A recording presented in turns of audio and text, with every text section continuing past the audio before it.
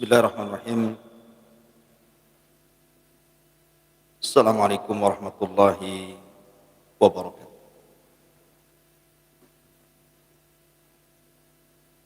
Alhamdulillah wassalatu wassalamu ala Rasulillah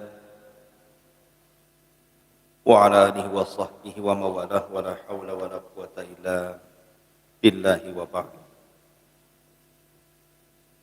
Kita lanjutkan kajian kita masih membahas kitab Hadis Arba'in Nawawiyah karya Asy-Syaikh Imam An-Nawawi rahimahullahu ta'ala.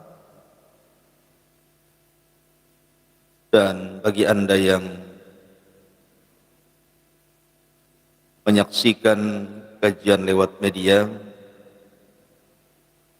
baik media JKK ataupun Humairah Channel, Anda bisa mengikuti dengan menyimak dan membeli matan daripada hadis Arba'in An-Nawawiyah. Salawat dan salam tak lupa kita hadiahkan kepada Rasul kita Nabi besar Muhammad sallallahu alaihi wasallam. Kita masuk pada hadis yang kedua, hadis Amirul Mukminin Abi Hafsin Umar ibn al-Khattab radhiyallahu anhu. An Umar radhiyallahu anhu aidan. Qala bainama nahnu julusun inda Rasulillah sallallahu alaihi wasallam dzata yaumin. Ittala alaina rajulun syadidu bayadi thiyab syadidu sawadi sya'ri la yura alaihi atharus safar wa la ya'rifuhu minna ahad. Fajalasa ila nabi sallallahu alaihi wasallam fa asnada rukbatayhi ila rukbatayhi wa wada'a kaffayhi ala fakhidayhi wa qala ya Muhammad akhbirni anil Islam. Faqala Rasulullah sallallahu alaihi wasallam al-Islamu an tashhada an la ilaha illallah wa anna Muhammadan Rasulullah wa tuqimas salata wa tu'tiyaz zakata wa tasuma ramadhana wa tahujjal baita in istata'ta ilaihi sabila. Qala sadaqta.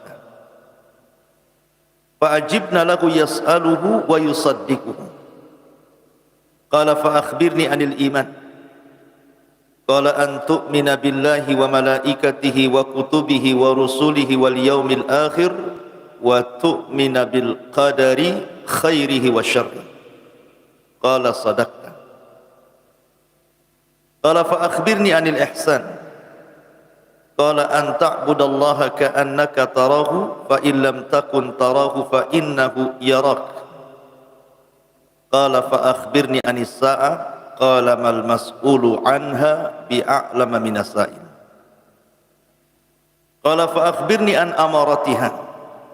Qala an talidal amatu rabbataha wa an taral khufatal uratal 'alata ri'a asy-sya'i yatatawaluna fil bunyan. Thumma intalaqa falabithtu maliyan thumma qala ya Umar atadri manis sa'il. Qultu Allah wa rasuluhu a'lam. Qala fa innahu Jibril ataakum yu'allimukum dinakum. Rawahu Muslim. Ma'asyiral muslimin yang dimuliakan Allah Subhanahu wa taala, hadis kedua dalam kitab Arba'in Nawawiyah ini disebut dengan hadis Jibril. Karena hadis ini bercerita tentang Jibril. Dan hadis ini disebut induk hadis. Kalau Al-Quran itu ada induknya. Dan induk Al-Quran adalah suratul Fatihah. Maka dalam hadis juga ada induknya, dan induk hadis itu hadis Jibril,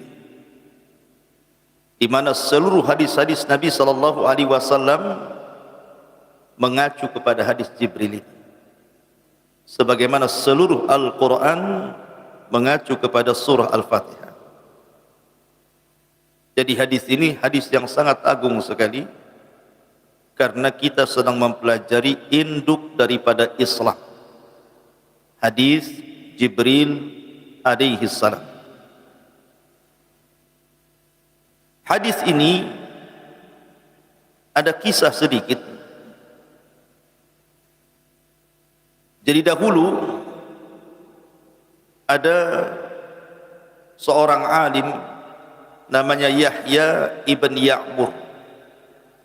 Yahya ibn Ya'mur ini seorang tabi'in, dan dia orang Basrah. Di Basrah itu ada orang sesat namanya Ma'bad al-Juhani. Dialah pendiri kelompok Qadariyah. Kalau kelompok Jahmiyah pendirinya Jaham ibn Safwan. Kalau pendiri Mu'tazilah siapa? Wa'il ibn Atta. Tapi kalau pendiri Qadariyah namanya Ma'bad al-Juhani. Dia tinggal di Basrah dan banyak murid-murid. Sehingga Yahya bin Ma'mur ini dia bercerita, dan cerita ini ada pada Sahih Muslim. Dia mengatakan, ana wa Humaid ibn Abdurrahman al-Humairi, saya, katanya Yahya bin Ya'mur ini, berdua bersama Humaid ibn Abdurrahman, ingin melaksanakan umrah dan ingin bertanya tentang pemikiran Ma'bad al-Juhani kepada para sahabat yang masih hidup di Mekah. Berangkatlah keduanya. Kemudian sesampainya di Mekah berjumpa dengan Abdullah ibn Umar. Kemudian keduanya bercerita kepada Abdullah ibn Umar radhiyallahu an. Dia mengatakan, qad dhahara kibalana nasun yaqra'una al-Qur'an. Di Basrah, wahai Abdullah bin Umar, telah tampak seorang manusia, maksudnya siapa? Ma'bad al-Juhani. Dia membaca Al-Quran. Orang-orang ini membaca Quran kepada Ma'bad al-Juhani dan mengambil ilmu dari dia. Kemudian Ma'bad al-Juhani ini menciptakan sebuah pemahaman annal qadara alla qadara wa annal amra unufun, bahwa di dunia ini tidak ada takdir dan semua perkara itu semua baru. Allah tidak mengetahui kecuali setelah terjadi. Jadi kelompok ini menghapus tentang pengetahuan Allah. Allah itu tidak mengetahui sesuatu kecuali kalau sesuatu itu terjadi. Inilah pemahaman Qadariyah. Maka kemudian Abdullah ibn Umar radhiyallahu an mengatakan kepada Yahya ibn Ya'mur dan juga Humaid ibn Abdurrahman ini, beliau mengatakan, fa idza laqita ulai fa akhbirhum anni bari'um minhum wa annahum bara'um minni. Wahai Yahya bin Ya'mur, kalau engkau mendapati orang yang punya pemahaman seperti ini, atau manusia-manusia yang punya pemahaman seperti ini, katakan kepada mereka, sesungguhnya aku berlepas diri dari mereka dan mereka harus berlepas diri dari diriku. Kemudian kata Abdullah bin Umar, walladhi yakhlufu bihi Abdullah ibnu Umar, law anna li ahadihim misla uhudin zahaban fa anfaqahu ma qabilallahu minhu hatta yu'mina bil qadar. Kata Abdullah bin Umar, dan demi sumpah daripada Abdullah bin Umar, kalaulah salah seorang di antara mereka pengikut Ma'bad al-Juhani ataupun Ma'bad al-Juhani sendiri memiliki gunung Uhud semua emas, kemudian diinfakkan semuanya demi Allah, Allah tidak akan menerima infaknya sedikit pun. Kemudian Abdullah ibn Umar radhiyallahu anhuma membacakan hadis yang didengar dari bapaknya sendiri, siapa? Umar ibn al-Khattab. Kemudian membaca hadis Jibril ini sampai kepada ketika Jibril bertanya tentang soal iman, salah satunya antu'mina bil qadari khairihi wa syarr, hendaklah dia beriman dengan takdir, baik takdir yang baik ataupun takdir yang buruk. Taib. Di sini Umar bin Khattab radhiyallahu anhu,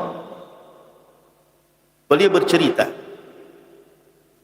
kami sedang duduk-duduk bersama Nabi SAW dan para sahabat yang lain. Tiba-tiba ketika kami sedang duduk-duduk ini, ittala alaina rajulun, tiba-tiba datang seorang laki-laki. Laki-laki ini syadidu bayadi thiyab, syadidu sawadi sya'ri, penampilannya bersih. Kenapa? Karena rambutnya sangat hitam, tidak ada bekas debu. Padahal mereka hidup di padang pasir. Kalau orang tidak pakai imamah, tidak pakai serban, kemudian terkena hempasan angin padang pasir, minimalnya akan ada debu di rambutnya kan. Tapi orang ini tidak ada debu di rambutnya, semua hitam mengkilap. Kemudian juga bayadi thiyab, syadidu bayadi thiyab, bukan hanya itu saja, pakaiannya itu putih semuanya, tidak ada bekas debu sama sekali. Seolah-olah orang ini baru mandi dan baru memakai pakaian yang bersih. Masalahnya la yura alaihi atharus safar, tidak ada bekas safar, wala ya'rifuhu minna ahad, dan satu pun di antara kami tidak kenal dia. Kenapa Umar bin Khattab radhiyallahu anhu mengatakan wala ya'rifuhu minna ahad? Tidak ada satu pun di antara kami yang kenal dia. Artinya bahwa kalau dia orang jauh, berarti dia seorang musafir, minimalnya ada bekas safarnya, entah rambutnya ada debunya atau pakaiannya ada debunya, tapi tidak ada debu sama sekali. Kalau memang orang dekat, mungkin dia mandi, nyisir, pakai pakaian bersih, kenapa pula kami tidak kenal? Masalahnya, karena Umar bin Khattab menjelaskan kebiasaan para sahabat Nabi SAW, apabila ada tamu datang atau orang yang baru pertama datang ke majelis Nabi, maka pasti dikenalkan. Kalau dia orang yang dikenal, pasti dikenalkan. Ya Rasulullah, ini baru datang orang yang baru masuk Islam, namanya si Anu dari kabilah Anu. Sekarang bagaimana para sahabat mengenalkan orang ini sementara tidak ada yang kenal satupun? Makanya Umar bin Khattab mengatakan wala ya'rifuhu minna ahad. Yang lebih mengherankan lagi, hatta jalasa ilan nabi fa asnada rukbatayhi ila rukbatayhi wa wada'a kaffayhi ala fakhidayhi. Ayah sudah akrab orang ini dengan Nabi. Dia datang ke hadapan Nabi, lutut dia nempel dengan lutut Nabi dan tangan dia diletakkan di paha Nabi. Sementara sahabat tidak kenal dia. Kalau memang dia orang jauh, seorang musafir, harusnya ada bekas safar. Kalau memang dia dekat, harusnya dikenali. Ini tidak ada bekas safar dan tidak dikenali. Heranlah para sahabat ini. Dan kenapa Jibril datang dalam bentuk seperti ini dan tidak menggunakan serban. Kenapa saya katakan tidak menggunakan serban? Karena sifat rambutnya dijelaskan. Apa? Syadidu sawadi sya'ri. Rambutnya sangat hitam, menunjukkan tidak pakai serban. Pertanyaannya, kenapa tidak pakai serban? Orang Arab itu terbiasa mereka pakai serban untuk melindungi debu, untuk melindungi panas, ya kan? Untuk melindungi sinar matahari. Karena serban itu adat. Kecuali kalau kita niatkan mencontoh Nabi jadi ibadah. Kalau hanya pakai saja, itu adat kebiasaan orang Arab. Supaya tidak dikira Jibril datang kepada Rasul, sahabat mengira dia orang jahat yang hendak menyakiti Nabi. Sebab kalau dia pakai serban, kemudian ditutup matanya, sementara tidak ada satupun yang kenal dia, jangan-jangan dia datang mau buat jahat, dekat-dekat dengan Nabi lagi. Ketika Jibril tidak pakai serban, kemudian rambutnya nampak dan bersih, berarti yang datang ini bukan orang kaleng-kaleng, ini rapih dan orang-orang sopan ini.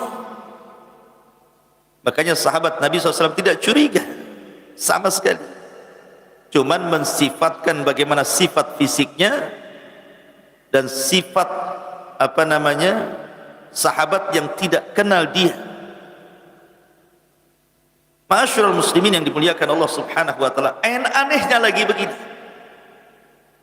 Ini Jibril ini datang dalam bentuk talabul ilmi, mengajarkan kepada kita bagaimana seseorang itu berpakaian ketika bertalabul ilmi. Harus bersih, harus rapi, kan itu ya. Dia mencontohkan sebenarnya kepada kita, beginilah sosok seorang talabul ilmi. Jadi sosoknya seorang talabul ilmi, tapi pertanyaannya pertanyaan badui. Kenapa? Karena tidak menyebut ya Rasulullah. Tidak ada sahabat yang mengatakan ya Muhammad. Sahabat itu kalau bertanya kepada Rasulullah pasti menyebut ya Nabi Allah atau ya Rasulullah, dan tidak berani mengatakan ya Muhammad. Yang berani mengatakan ya Muhammad ini orang Badui. Masalahnya ada masalah lagi. Cara bertanyanya seperti orang Badui, tapi pertanyaannya seperti mahasiswa, orang cerdas gitu. Jadi cara bertanyanya itu seperti orang Badui, ya Muhammad, tapi isi pertanyaannya ini bukan orang Badui.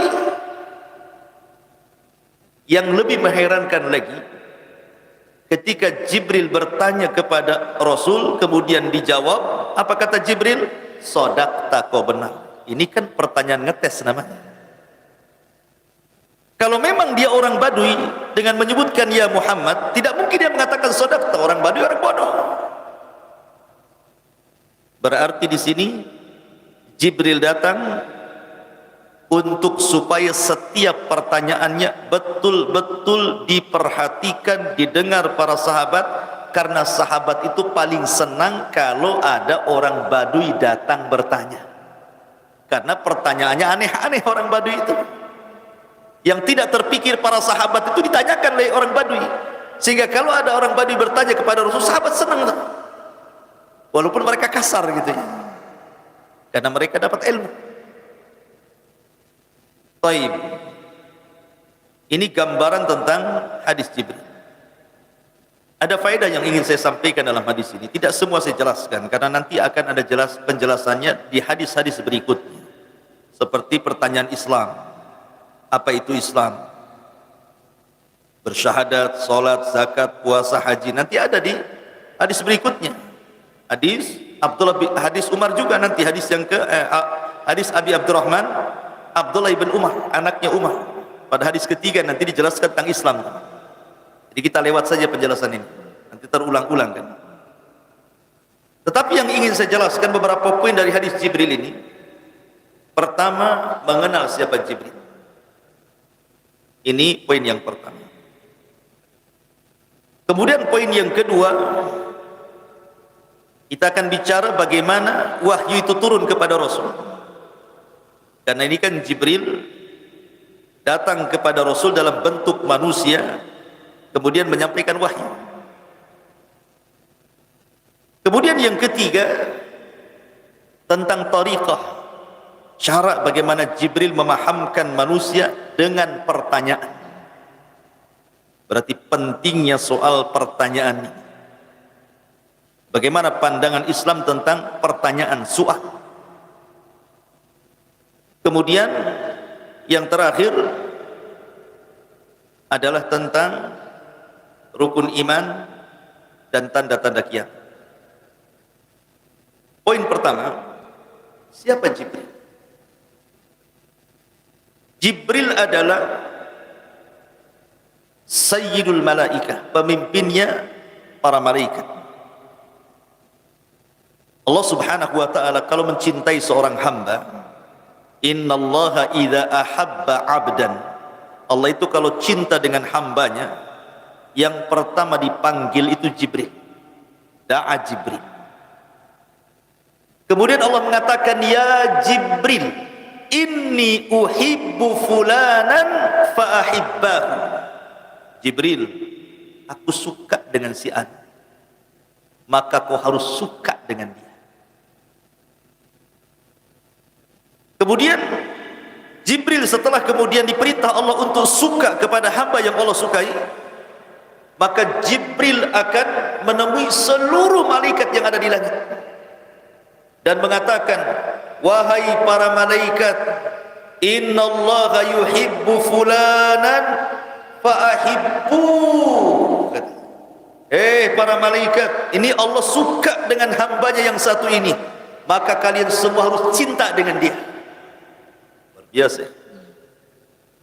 Makanya penting dalam hidup ini bagaimana mendapatkan kecintaan Allah, bukan bagaimana mencintai Allah. Asy'anu, perkara itu kaifa tuhab wa laisa tuhib. Jadi perkara itu bagaimana kita dicintai, bukan mencintai. Sebab kalau mencintai bisa bertepuk sebelah tangan, namanya mencintai. Saya cinta dia, belum tentu dia cinta kita kan. Makanya ada istilah kullu yadda'in waslan bil laila wal laila la tukir waslan bidaka, kata. Semua mengaku cinta kepada si Laila itu. Si Laila berlepas diri pula dari cintanya. Bertepuk sebelah tangan namanya. Makanya perkara itu bukan bagaimana mencintai, tapi bagaimana dicintai. Kalau perempuan mencintai antum, antum tinggal kasih pilihan, ya kan? Balas cintanya atau tolak cintanya. Tapi kalau antum yang mencintai dia, dia yang membuat pilihan. Dia menjawab cinta kita atau menolak cinta kita, kan begitu. Artinya bahwa ketika kita dicintai Allah Subhanahu wa taala, berarti kita memang hamba yang dicintai Allah. Ketika itulah Allah akan panggil Jibril, Jibril, aku cinta dengan dia. Maka cintai dia. Habis itu Jibril ngomong di depan malaikatnya, malaikat, Allah cinta si Anu, kalian harus mencintai si Anu. Masya Allah, luar biasa. Masyarul muslimin yang dimuliakan Allah Subhanahu wa ta'ala, Jibril alaihi salam dalam hadis Umar bin Khattab radhiyallahu an datang kepada Rasul dalam bentuk yang paling indah, yang paling bersih, tidak menakutkan manusia. Begitulah Jibril alaihi salatu wassalam kalau menemui Rasul pasti akan dipilih bentuk yang paling indah, yang paling ganteng, yang paling tampan dan tidak menakutkan. Salah satunya kisah ketika perang Khandaq. Selesai menang kaum muslimin, tiba-tiba Jibril datang kepada Rasul menunggang kuda dalam bentuk seorang sahabat muhajirin yang sangat-sangat tampan, namanya Dihyah ibn Khalifah al-Kalbi, atau disebut dengan Dihyatul Kalbi. Muhajirin paling ganteng ikhwan. Kalau dia safar ke Syam berniaga, wanita-wanita Syam itu semua akan terbelalak matanya kalau melihat Dihya. Saking gantengnya Dihyatul Kalbi. Tengokin saja wanita-wanita Syam itu kalau Dihyatul Kalbi datang. Kayak Nabi Yusuf. Datang Nabi Yusuf, mak-mak itu lagi pegang pisau sama buah-buahan. Faqatta'na aydiyahun. Tiba-tiba mereka mengiris-iris jari-jari mereka dan tidak terasa irisannya karena terpukul dengan kegantengan Nabi Yusuf. Lah Dihyatul Kalbi itu, ya tentu Nabi Yusuf jauh lebih ganteng daripada Dihya. Tetapi kalau khusus para sahabat, dia yang paling ganteng. Lah Jibril itu kalau datang dalam bentuk Dihya, datang di atas kuda, Nabi di bawah, Jibril di atas, dalam bentuk Dihyatul Kalbi. Aisyah radhiyallahu anha melihat dari kejauhan. Aisyah merasa heran, macam mana Nabi diperintah sahabat? Dan Aisyah kan nggak tahu kalau itu Jibril. Oh, bagaimana Rasul diperintahkan oleh sahabatnya? Harusnya Rasul yang merintahkan sahabatnya. Karena Dihya yang merupakan jelmaan Jibril ini mengatakan kepada Rasul, "Ya Muhammad, kenapa kau letakkan pedang-pedang sementara para malaikat belum meletakkan pedang? Pergi kau ke Bani Quraidah, serang Bani Quraidah, jangan salat asar dia jalan kecuali sampai di Bani Quraidah." Maka Rasul mengumpulkan para sahabatnya, kemudian mengatakan, "Idhabu ila Bani Quraidah fala tusalliyanna ahadakumul asra illa fi Bani Quraidah." Serang Bani Quraidah, jangan salat asar di jalan kecuali sampai di Bani Quraidah, karena mereka telah berkhianat dan merobek perjanjian. Aisyah radhiyallahu anha setelah kemudian Dihya ini pergi, bertanya, heran gitu ya, bisa ada sahabat memerintahkan Nabi dan Nabi nurut. Maka Rasul mengatakan, "Ya Aisyah, dia adalah Jibril. Apakah engkau melihatnya?" Kata Aisyah, "Ya, aku melihat." Maka Rasul mengatakan kepada Aisyah radhiyallahu anha, "Karena engkau sudah melihatnya, maka engkau akan buta di akhir hayatmu. Karena engkau sudah melihatnya, maka engkau akan mengalami kebutaan di akhir hayat." Maka benar, Aisyah radhiyallahu anha di akhir hayatnya ketika sudah tua renta, buta dia akibat melihat Jibril tadi.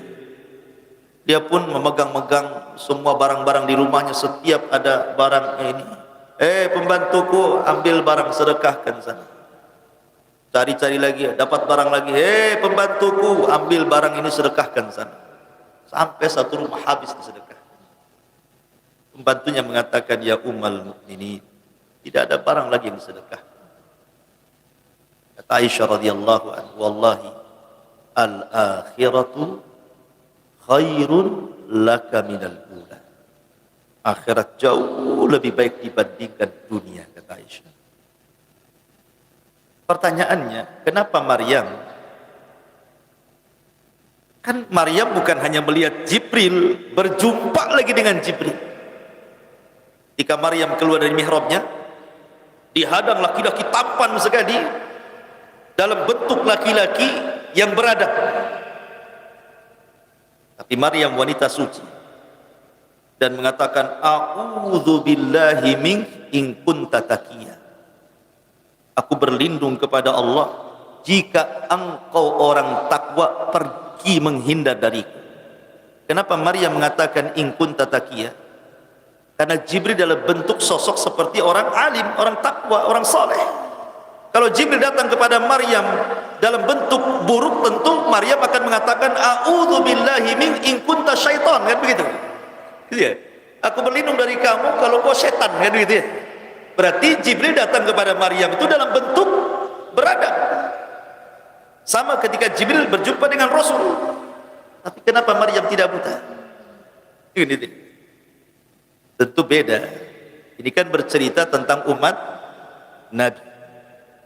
Sementara Jibril datang kepada Maryam hendak memberikan ruh Isa bin Maryam. Memang diperintah untuk berjumpa dengan Maryam, tapi Aisyah ini melihat, dan dialah satu-satunya wanita yang melihat Jibril. Tidak ada satupun wanita yang pernah melihat Jibril dalam bentuk seperti itu. Kalau sahabat banyak, ini hadis Umar bin Khattab kan melihat semua, tapi wanita satu-satunya yang melihat Jibril dalam bentuk Dihyatul Kalbi adalah Ummul Mukminin Aisyah radhiyallahu anha. Dan Jibril sendiri, ikhwatu fiddin, muliakan Allah azza wa jalla, di antara tugas-tugas yang paling besar adalah inzal al-wahyi, menurunkan wahyu. Semua para nabi dan rasul, apabila Allah subhanahu wa ta'ala menurunkan wahyu kepada setiap para nabi dan rasul, maka perantaranya adalah Jibril, termasuk pada Rasul sallallahu alaihi wasallam. Bukan hanya menurunkan wahyu, tetapi juga taudihul wahyi, menjelaskan wahyu. Seperti hadis Jibril ini dijelaskan. Bukan hanya taudihul wahyi, murajaatul wahyi, murajaah juga. Makanya Rasul kalau bulan Ramadan datang Jibril murajaah Quran. Jadi bukan hanya menurunkan wahyu, dijelaskan juga wahyu itu, murajaah juga wahyu itu. Jibril alaihi salatu wassalam itu. Kemudian juga di antara tugas-tugasnya adalah Jibril itu menolong umat Nabi sallallahu alaihi wasallam dalam perang Badar. Perang yang tidak disangka-sangka akan terjadi peperangan. Karena Rasul kan enggak mau perang asalnya, mau mengambil hartanya Abi Sufyan untuk mengganti harta yang diambil orang-orang Quraisy karena mereka merampas muhajirin yang hijrah. Hartanya dirampas oleh orang-orang Quraisy. Maka Rasul hendak mengganti dengan dagangan Abi Sufyan yang datang dari Syam menuju Madinah. Karena memang rutenya tidak ada lagi jalan kecuali harus lewat Madinah. Baik dari Mekah ke Syam atau dari Syam ke Mekah, mesti lewat Yathrib. Tapi Abi Sufyan cerdas. Ketika dia melihat gerak-gerik dan mata-matanya bercerita bahwa dia akan diserang dan dia akan diambil hartanya, dia mengutus seorang laki-laki namanya Dhabdhab. Namanya Dhabdhab. Si Dhabdhab ini pemacu kuda terhebat di zaman jahiliyah. Bayangkan perjalanan Madinah Mekah, dia bisa ditempuh 3 hari. Padahal bisa seminggu lebih itu. Seperti apa kecepatan kudanya itu ya, Dhabdhab. Sampai di Mekah dikasih tahu Abu Jahal bahwa seluruh harta orang-orang Quraisy akan diambil oleh Muhammad sallallahu alaihi wasallam. Oh, marah Abu Jahal. Disiapkanlah 1000 pasukan bergerak ke Madinah. Berjumpalah di Uhud. Melihat sedikit pasukan, Nabi berpikir, sehingga wajar manusiawi takut kalah. Maka malam itu Nabi SAW berdoa. Salah satu doanya, Allahumma intahlik hadil isabah falan tu'bad abada. Ya Rabb, kalau kau hancurkan kelompok sedikit ini, enggak ada lagi yang menyembah kamu. Ketika itulah Allah perlihatkan 1000 malaikat turun dipimpin oleh Jibril. Dan ketika terjadi peperangan, Allah tambah lagi dengan 3000 malaikat, jadi 4000 malaikat. Ketika berkecamuk peperangan, ditambah lagi 1000 malaikat, berarti 5000 malaikat yang terlibat dalam perang Badar. Bi khamsati alafin minal malaikat. Dalam surah Al-Anfal Allah katakan Allah turunkan 5000 malaikat dipimpin oleh Jibril menunggang kuda namanya Haizub. Kudanya Jibril itu namanya Haizub. Makanya ketika para sahabat sudah berkecamuk dalam peperangan, mereka mendengar kudanya Jibril dan para malaikat mengatakan kaidum Haizub, kaidum Haizub, majulah wahai Haizub, majulah wahai Haizub. Dari sini kita tahu nama kuda Jibril namanya Haizub. Dan kudanya sangat putih dan bercahaya. Sampai ketika teriakan Jibril dalam perang Badar itu belum ditebas sudah mati kena teriakan. Karena Jibril itu malaikat kuat. Makanya sering diutus oleh Allah Subhanahu wa taala untuk menghancurkan sebuah kaum. Ketika Allah mengutus 3 malaikat dalam bentuk manusia bertamu kepada Ibrahim, menghabar gembirakan akan kelahiran Ishak dan juga cucunya Yakub, maka tugas yang lain Allah memerintahkan Jibril untuk menghancurkan kaum Lut, kaum Sodom. Dengan satu sayapnya ditancap, kemudian diangkat negeri Sodom, kemudian dihujani meteor, kemudian ditumpahkan lagi ke bumi, akhirnya jadi Bahrul Mayyit, laut mati sampai hari ini. Jadi Jibril itu ditugaskan bukan hanya itu saja, menghancurkan kaum-kaum yang durhaka kepada Allah Azza wa Jalla, termasuk juga mengirim ruh yang khusus. Jadi ketika Allah Subhanahu wa taala usap Adam di pundaknya, baru diciptakan itu, maka keluar dari pundak Adam itu ruh seluruh keturunannya sampai kiamat. Kemudian Allah letakkan ruh itu di alam arwah, kecuali rohnya Isa bin Maryam dikecualikan. Karena ruhnya Isa bin Maryam tidak akan diberikan kepada jasad oleh malaikat yang mengirim ruh. Dan ini ruh khusus. Makanya yang diperintahkan mengantarkan ruh ini adalah malaikat Jibril. Jibril yang membawa ruhnya Isa bin Maryam, kemudian dimasukkan ke dalam Maryam. Adapun prosesnya sama dengan bayi-bayi yang lahir yang lainnya.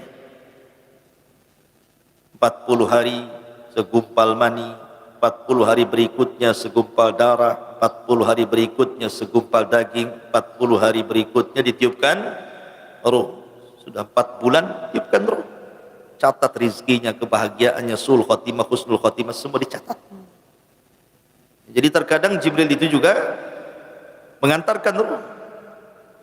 Seperti disebutkan dalam surah Maryam tadi, Jibril menghadang Maryam kan itu. Tapi Maryam karena wanita suci tidak tergoda dengan tampannya Jibril. Justru mengatakan, "A'udzubillahi minka in kunta taqiyya." Aku berlindung kepada Allah kalau kau memang berpenampilan takwa, pergi kau. Kan itu. Baru Jibril mengatakan, "Saya ini utusan Allah." Kemudian Jibril mengatakan, "Saya ingin memasukkan ruh putramu ke dalam jasad." Dari sini tersesatlah orang-orang Nasrani dan menganggap bahwa Isa itu adalah anak Tuhan. Kenapa? Karena Maryam tidak punya suami. Lalu siapa suaminya? Jangan-jangan Allah. Berarti Isa itu anak Allah. Kita katakan bahwa Adam jauh lebih hebat dibandingkan Maryam. Adam keluar dari tanah, Isa keluar dari perut Maryam, sama dengan bayi-bayi yang lainnya keluar dari perut seorang wanita, rahim seorang wanita. Lebih hebat mana? Orang keluar dari tanah, yang satunya keluar dari perut ibunya. Ya lebih hebat orang keluar dari tanah lah kan gitu ya. Kenapa pula Adam tidak dikatakan Ibnullah? Padahal Adam lebih hebat dalam penciptaan dibandingkan Isa bin Maryam. Walaupun demikian Allah katakan inna mathala Isa kamathali Adam. Permisalan Isa itu sama dengan Adam. Allah sanggup menciptakan orang tanpa ayah dan bapa Adam. Allah sanggup menciptakan tanpa ada ibu Hawa, dan Allah sanggup menciptakan tanpa bapa Isa bin Maryam. Lalu apa masalahnya? Kenapa dikatakan Ibnullah? Masyarul muslimin yang dimuliakan Allah Subhanahu wa taala, ini masalah pertama. Masalah yang kedua, pentingnya soal, sebuah pertanyaan. Abdullah bin Abbas radhiyallahu anhuma ketika ditanya dari mana kau dapat ilmu, kata Abdullah bin Abbas, bilisanin Saul, karena aku suka tanya. Orang banyak tanya, banyak ilmu. Tetapi pertanyaan yang memang mencari ilmu, bukan pertanyaan yang takalluf seperti pertanyaan Bani Israel kepada Musa tentang sapi betina itu, cemana warnanya, cemana usianya, cemana ini dan itunya. Takalluf itu tidak boleh seperti itu. Jadi pertanyaan yang memang menghasilkan ilmu, karena soal pertanyaan itu miftahul ilmi, kunci dari terbukanya ilmu pengetahuan.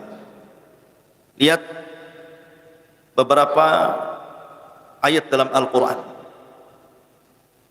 seperti Nabi Yusuf alaihi salatu wassalam ketika berada dalam penjara karena dia tidak mau melayani Zulaiha. Kemudian Zulaiha pun dicibir oleh wanita-wanita. Masa kok tuan kok suka sama budaknya, katanya. Biasa mama kan itu ya. buat kasus mama tuh. Jadi gara-gara kasusnya Zulaiha merayu Yusuf, Yusufnya tidak mau, akhirnya sampai sobek-sobek gitu ya, bajunya Yusuf dari belakang, dan itu menunjukkan bahwa Yusuf tidak mau. Sebab kalau sobek dari depan berarti Yusuf yang memulai, sobek dari belakang berarti yang mulai si Zulaiha. Tersebar kasus ini ke mama. Mulailah mama ini kan, biasalah mereka itu kan keponya itu luar biasa. Apalah Zulaiha ini, kok tuan kok suka sama budaknya kan? Zulaiha yang nggak tahu siapa Yusuf, katanya. Diundanglah mama pejabat itu ke rumah, kasih pisau, kasih mangga, kasih apa, buah-buahan kan. Sob, keluar, kata.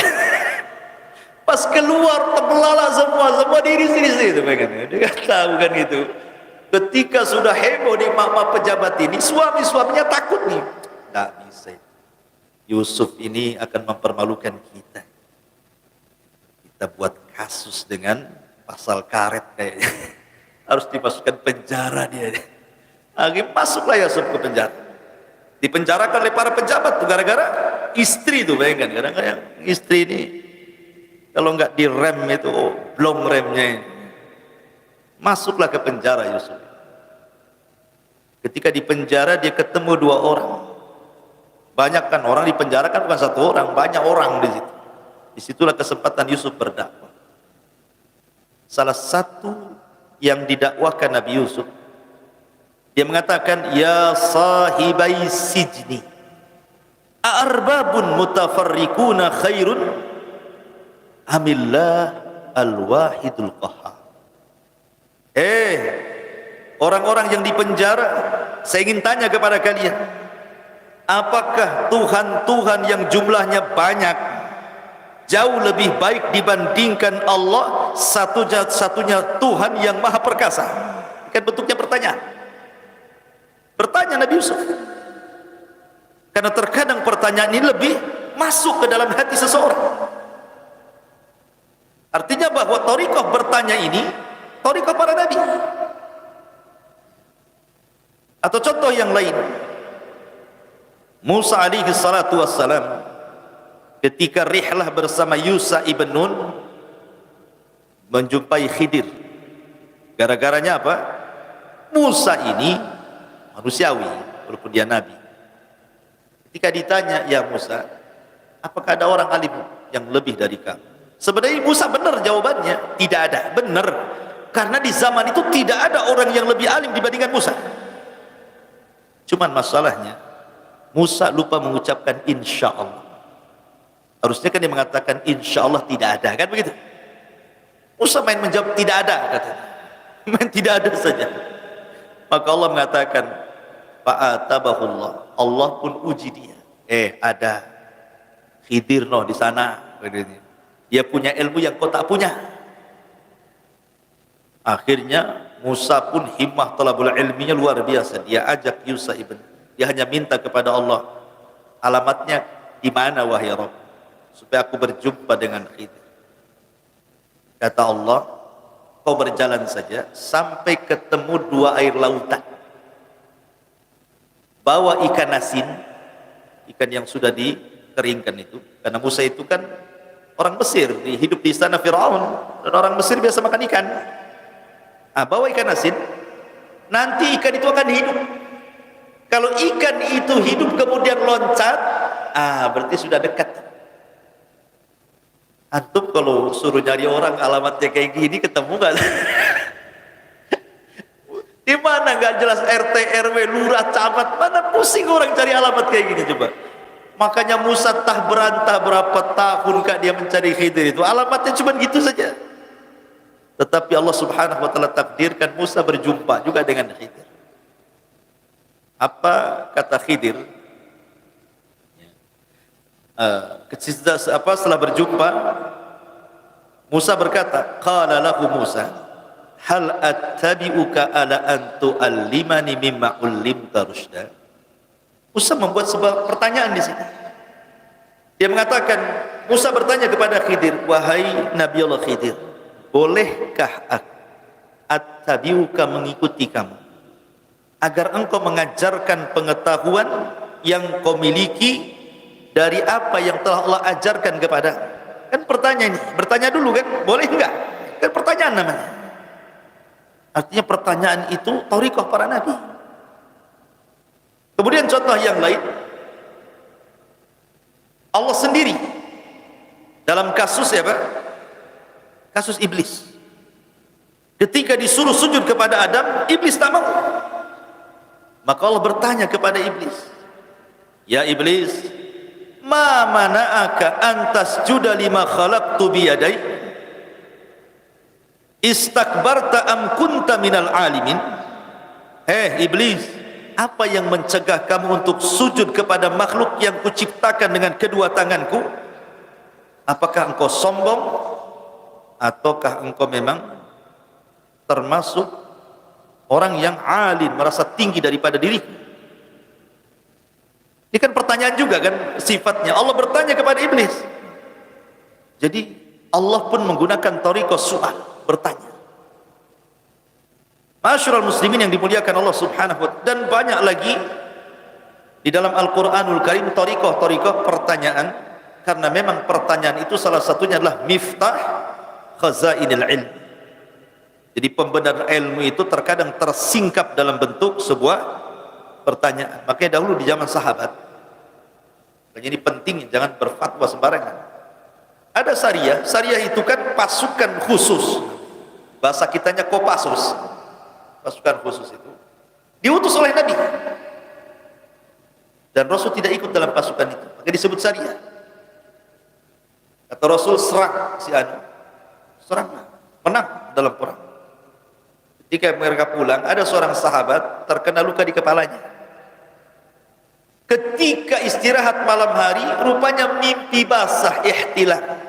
Ingat, ihtilam itu dari setan. Kalau antum mimpi basah, bukan mimpi kencing di celana, bukan. Mimpi basah yang mimpi jima, hubungan suami istri, itu dari setan. Makanya para nabi itu tidak pernah ihtilam, karena ihtilam itu, mimpi basah itu dari setan. Jangan pula kemudian antum ketika mimpi bangun nyesal pula, kenapa nggak nyambung gitu. Harusnya antum a'udzubillahi minasyaitonirrajim, tiga kali ke arah kiri, suruh meludahkan, itu kata Nabi ya. Kemudian ganti posisi tidur, jangan di situ, cari tempat lain. Begitu caranya. Jangan tidur pula di situ lagi, nanti goda lagi sama setan. Cari tempat lain, ya kan? Jangan nyesal pula. Alhamdulillah semalam saya mimpi pula. Lebih celakanya mimpi pula sama istri tetangga. Wah, ya pula, antum sedang disihir itu namanya. Artinya bahwa sahabat ini ihtilam, mimpi basah. Habis mimpi basah, dia meminta fatwa kepada sahabatnya. Saya semalam mimpi basah, apakah ada rukhsah bagi saya untuk tidak mandi besar? Semua sahabat mengatakan tidak ada. Kau harus mandi gitu. Akhirnya dia pun mandi, habis mandi sakaratul maut. Mati dia. Ada lukanya, habis mandi, lukanya memarah, sakit, mati. Sampailah kabar ini kepada Nabi SAW. Apa kata Rasul? Nabi SAW mengatakan kepada para sahabatnya, qataluhu qatalahumullah. Qataluhu qatalahumullah. Semoga Allah Subhanahu wa ta'ala, karena kalian sudah membinasakan dia, semoga Allah membinasakan kalian.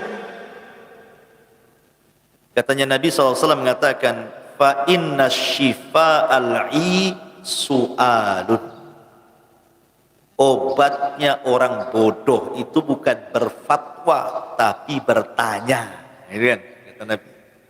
Obatnya orang bodoh bukan berfatwa tapi bertanya. Makanya nanti ketika Nabi SAW bertanya kepada Umar, ya Umar, tahukah kamu siapa dia? Umar mengatakan apa? Allah wa rasuluhu a'lam.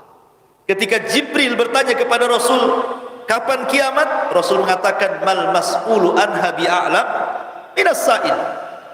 Artinya orang yang ditanya tidak lebih tahu daripada orang yang bertanya. Artinya dua-duanya tidak tahu. Makanya penting mengatakan la adri. Antum harus membiasakan kalimat la adri, la adri, la adri. Kalau antum tidak ada ilmu, saya tidak tahu, saya tidak tahu, saya tahu. Kenapa? Kalau antum mengatakan la adri, saya tidak tahu, maka pasti antum akan mencari tahu dan antum pasti dapat ilmu. Tapi kalau antum tidak mengucapkan la adri, malah mengatakan adri, aku tahu, maka antum akan dicerca pertanyaan, maka antum akan menjawab dengan sesuatu yang tidak tahu, tidak tahu, tidak tahu, akhirnya berfatwa tanpa ilmu. Karena kalimat la adri itu kan mengunci. Saya tidak tahu, nggak mungkin dia tanya lagi. Namanya orang nggak tahu mau ditanya apa. Ya. Dan orang yang mengatakan la adri pasti pengen mencari tahu, dapat ilmu dia. Tapi orang yang sedikit-sedikit tahu, dijawab semuanya walaupun ngaco gitu kan. Makin banyak pertanyaan, makin banyak jawaban, makin banyak jawaban yang ngaco, makin bodoh dia kan gitu ya. Makin nyesetin orang. Makanya la adri nisful ilmi. Ketika antum mengatakan saya tidak tahu, berarti separuh ilmu ada pada badan antum. Kalau antum dua kali menyebut la adri, sempurnalah ilmu antum. Karena la adri satu kali saja separuh ilmu itu kita dapat. Kalau dua kali, sempurnalah ilmu kita. Masyarul muslimin yang dimuliakan Allah Azza wa Jalla. Jadi pertanyaan itu menyingkap ilmu. Penting bertanya itu. Jangan malu. Tidak boleh malu dalam bertanya. Al-Asma'i, seorang ulama lughah, Al-Asma'i, ada kisahnya luar biasa Al-Asma'i. Bahkan ada satu kisah Al-Asma'i itu, suatu ketika dia safar talabul ilmi, kehabisan bekal. Kemudian dia pun nyasar di padang pasir. Berjumpalah tenda. Rupanya dalam tenda itu ada seorang nenek-nenek yang buta. Kemudian dia mengucapkan salam dan ingin dijamu lah bahasanya. Tetapi nenek ini mengatakan, tunggu, anakku sedang berburu. Tunggulah anak, karena dia buta masalahnya. Ada kambing mau disembelih, tidak bisa dia, nenek-nenek pun kan. Tiba-tiba setelah nunggu anaknya, datanglah dari kejauhan dua kuda. Yang satu ada penunggangnya, yang satu tidak ada penunggangnya. Kemudian setelah kuda itu datang, kemudian yang menunggang kuda mengucapkan salam kepada nenek itu, assalamualaikum nek. Waalaikumsalam. Kemudian penunggang itu mengatakan, yang sabar nek, anakmu terjatuh di tepi ketika berburu. Tidak diketahui jasadnya di mana, tapi ini kudanya. Nenek itu tiba-tiba mengatakan, ya sudah kamu turun, ini ada tamu Al-Asma'i dan kawannya, tolong sembelihkan kambing buat masak, kasihkan tamu. Kemudian nenek itu sholat, kemudian dia pun dalam sujudnya berdoa kepada Allah Azza wa Jalla, kemudian dia tidak bangun lagi dalam sujudnya, meninggal, ya kan? Tapi lihat kesabaran nenek ini. Al-Asma'i sampai mengatakan, demi Allah aku tidak pernah melihat wanita sesabar orang itu. Dia hanya mengatakan, Allahumma jurni fi musibat. Ya Allah, berikan pahala kepada musibah yang menimpa. Enggak, kalau perempuan kan kalau dengar musibah apalagi anaknya meninggal, wah langsung teriak-teriak. Bukan gulung-gulung, guling tikar malah. Sana sini enggak jelas gitu ya. Tapi aku tidak pernah melihat wanita sesabar dia. Subhanallah. Lah Al-Asma'i ini mengatakan, bima nilta ya Asma'i, bagaimana kau bisa menjadi ulama bahasa tersohor terkondang di dunia, dari mana kau dapat itu? Maka dia mengatakan, bi kathratis su'ali wa talakku fil hikmatin syurudi. Bi kathratis su'al, karena aku banyak tanya. jawabannya. Sehingga aku seperti ini. Jadi ulama besar al-Asma'i. Dan Imam Ibnul Qayyim rahimahullah ta'ala mengatakan min ahammi maratibil ilmi husnus su'al. Dan di antara martabat-martabat ilmu adalah baiknya seseorang itu dalam bertanya. Berbobot gitu ya. Seperti Jibril ini kan berbobot. Apa itu Islam? Apa itu iman? Apa itu ihsan? Gak kepikir sahabat pertanyaan kayak gini. Gaya kayak orang Baduy, pertanyaan kayak mahasiswa kan bahasanya gitu ya. Hebat kali orang ini bukan orang kaling-kaling yang nanya ini. Gayanya kayak orang Baduy, hei Muhammad, tapi pertanyaannya berbobot. Makanya Allahumma sahabatnya siapa dia kan gitu ya. Makanya Rasul bertanya, tahu nggak kamu Umar? Padahal Umar itu mulham loh. Umar itu cerdas. Dia kalau ngomong itu dikuatkan wahyu. Tapi dalam kasus Jibril dia nggak tahu. Dia mengatakan Allah wa Rasuluhu a'lam. Ma'asyiral muslimin yang dimuliakan Allah Azza wa Jalla, hadis Jibril ini tidak bisa dikaji dalam satu pertemuan ya. Mungkin bisa 2-3 pertemuan. Tidak apa-apa lah, pelan-pelan. Karena juga waktu yang memisahkan kita sudah syuruk juga. Kita cukupkan sampai di sini. Subhanaka bihamdika asyhadu an la ilaha illa anta astaghfiruka wa atubu ilaik. Allahu ta'ala alam. Assalamualaikum warahmatullahi wabarakatuh.